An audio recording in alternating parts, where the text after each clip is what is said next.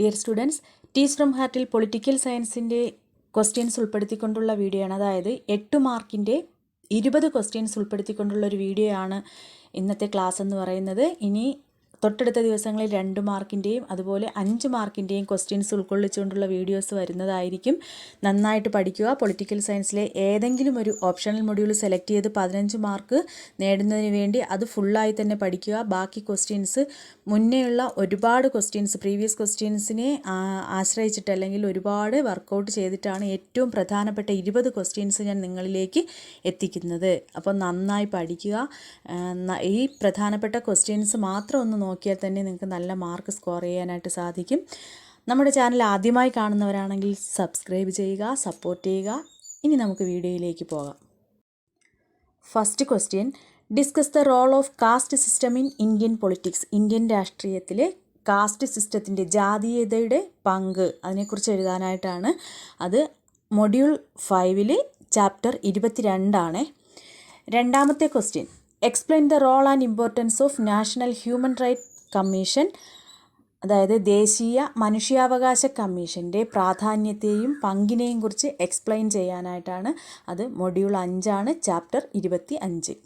മൂന്നാമത്തെ question, explain the structure of the supreme court of India. ഇന്ത്യയിലെ supreme കോടതിയുടെ ഘടനയെക്കുറിച്ച് വിശദീകരിക്കുക.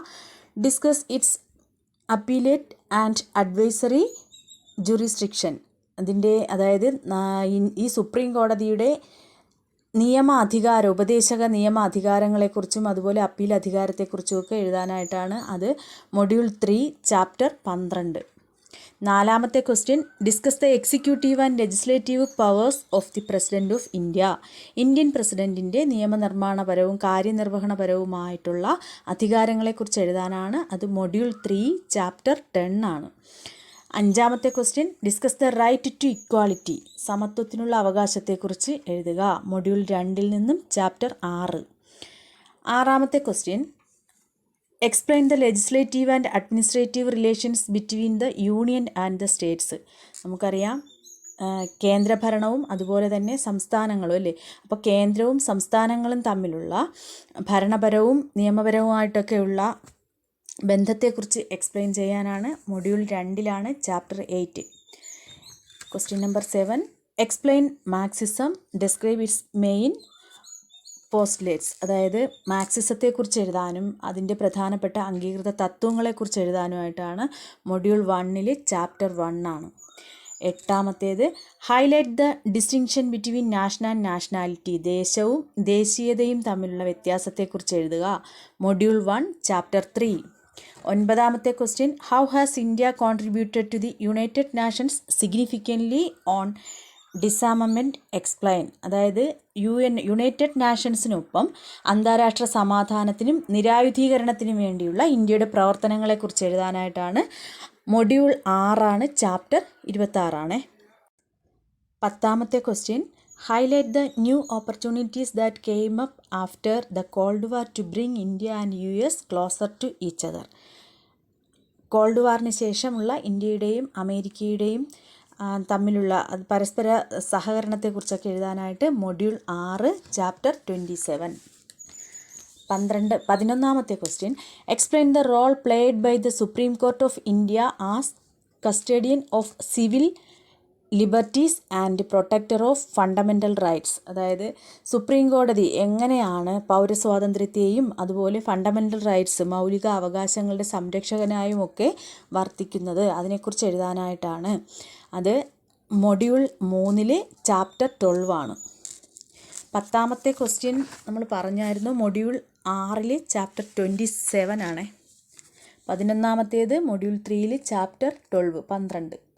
12ാമത്തെ question, explain the financial and judicial powers of the president of India.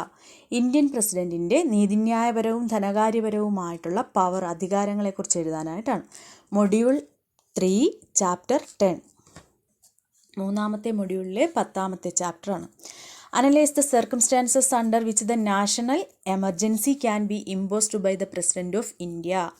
Indian president നമുക്കറിയാം ചില അവസരങ്ങളിൽ എന്ത് ചെയ്യാറുണ്ട്, അടിയന്തരാവസ്ഥ പ്രഖ്യാപിക്കുന്നതിനെക്കുറിച്ച് നിങ്ങൾ പഠിച്ചു.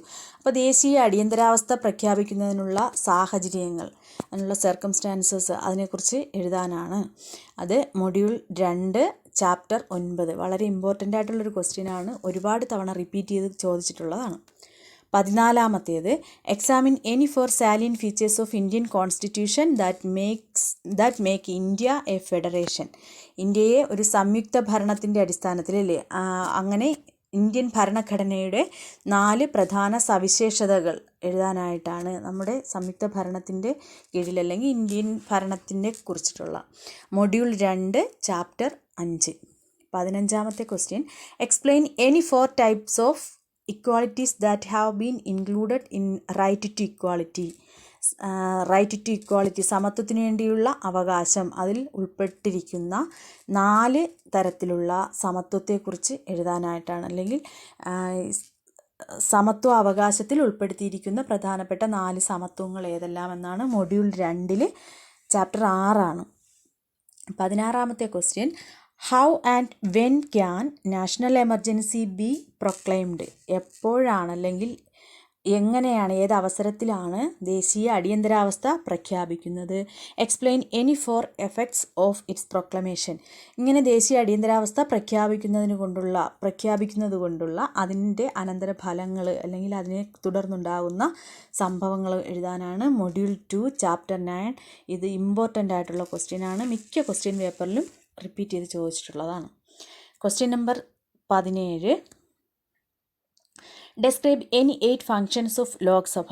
ലോക്സഭയുടെ ഏതെങ്കിലും 8 ധർമ്മങ്ങളെക്കുറിച്ച് എഴുതുക. Module 3 chapter 11. 18-ാമത്തെ question analyse any 4 factors that have contributed to the growth of regionalism. പ്രാദേശിക ചിന്താഗതി. അപ്പോൾ അതിനെക്കുറിച്ച് എഴുതാനാണ്. ഏതെങ്കിലും 4 ഘടകങ്ങൾ ഏതിൻ്റെ പ്രാദേശിക ചിന്താഗതിയുടെ, അതായത് റീജിയണലിസത്തിൻ്റെ വളർച്ചയ്ക്ക് സഹായിച്ചിട്ടുള്ള ഏതെങ്കിലും 4 ഘടകങ്ങളെക്കുറിച്ച് എഴുതുക. അത് മൊഡ്യൂൾ 4 ചാപ്റ്റർ 20. 19-ാമത്തെ question how has the constitution of India given due importance to the human rights. എങ്ങനെയാണ് നമ്മുടെ ഇന്ത്യ ഗവൺമെൻറ് മനുഷ്യാവകാശത്തിൻ്റെ കീഴിൽ അല്ലെങ്കിൽ മനുഷ്യാവകാശത്തെ മുൻനിർത്തിക്കൊണ്ട് നമ്മുടെ കോൺസ്റ്റിറ്റ്യൂഷൻ, ഇന്ത്യൻ കോൺസ്റ്റിറ്റ്യൂഷനെ കുറിച്ചിട്ട് എഴുതാനാണ്. അതായത് module 5 chapter 25. Explain the main features of communalism പ്രാദേശികത്വം, വർഗീയത എന്നൊക്കെ പറയാം. അതിനെക്കുറിച്ച് അതിൻ്റെ മെയിൻ ഫീച്ചേഴ്സ്, പ്രധാന സവിശേഷതകൾ എഴുതാനായിട്ടാണ്. അത് മൊഡ്യൂൾ 5 ചാപ്റ്റർ 22. ഇത്രയുമാണ് 8 മാർക്കിൻ്റെ പ്രധാനപ്പെട്ട ക്വസ്റ്റ്യൻസ്. പൊളിറ്റിക്കൽ സയൻസുമായി ബന്ധപ്പെട്ട ഏറ്റവും പ്രധാനപ്പെട്ട 20 ക്വസ്റ്റ്യൻസാണ്. ഞാൻ വീണ്ടും പറയുകയാണ്, ഈ ക്വസ്റ്റ്യൻസ് നിങ്ങൾ പഠിച്ചു വയ്ക്കുകയാണെങ്കിൽ തന്നെ ഇതിൽ നിന്ന് 5 മാർക്കിൻ്റെ ക്വസ്റ്റ്യൻസും 2 മാർക്കിൻ്റെ ക്വസ്റ്റ്യൻസും നിങ്ങൾക്ക് കിട്ടുന്നതാണ്. അപ്പോൾ ഈ 20 ക്വസ്റ്റ്യൻ വളരെ നന്നായിട്ട് പഠിക്കാൻ നോക്കുക. നാളെ നമുക്ക് ഈ 2 മാർക്കിൻ്റെയും 5 മാർക്കിൻ്റെയൊക്കെ ക്വസ്റ്റ്യൻസ് ഇതുപോലെ ഞാൻ നിങ്ങൾക്ക് പറഞ്ഞു തരുന്നതാണ്. താങ്ക്